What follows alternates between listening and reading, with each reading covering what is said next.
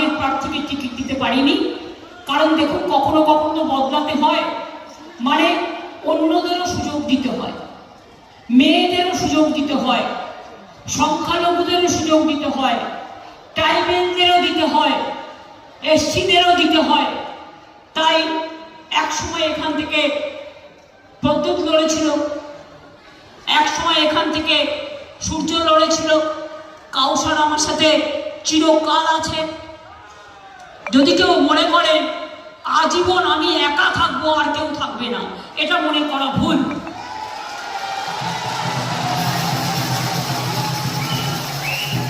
সবাইকে নিয়েই চলতে হবে।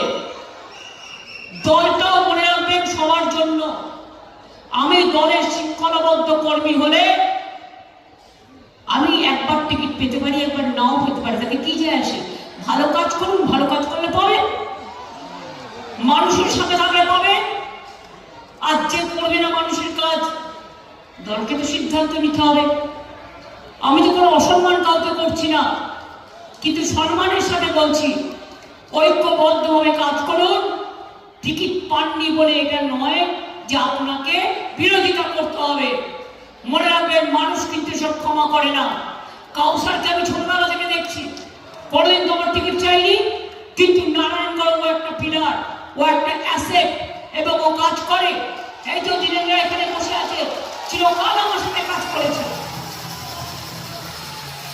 একটা পার্টিতে একটা সিট তো একজন দিয়ে দেওয়া যায়, একটা সিট তো সবাইকে দেওয়া যায় না।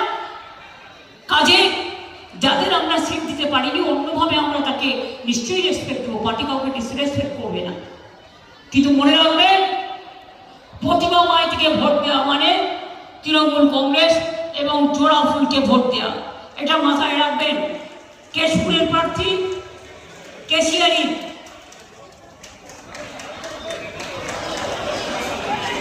রামজীবন মান্ডি, দেখুন সব মিলে গেছে। এবার দাঁতনের, আচ্ছা ঠিক আছে, মানিক মাইতি, মান্ডি মাইতি, মাইতি, বিক্রমদাকে আমি কিন্তু খুব শ্রদ্ধা করি, এটা আমি আপনাদের বলি আজও, এবং বিক্রমদার সাথে আমি কথা বলে নেব।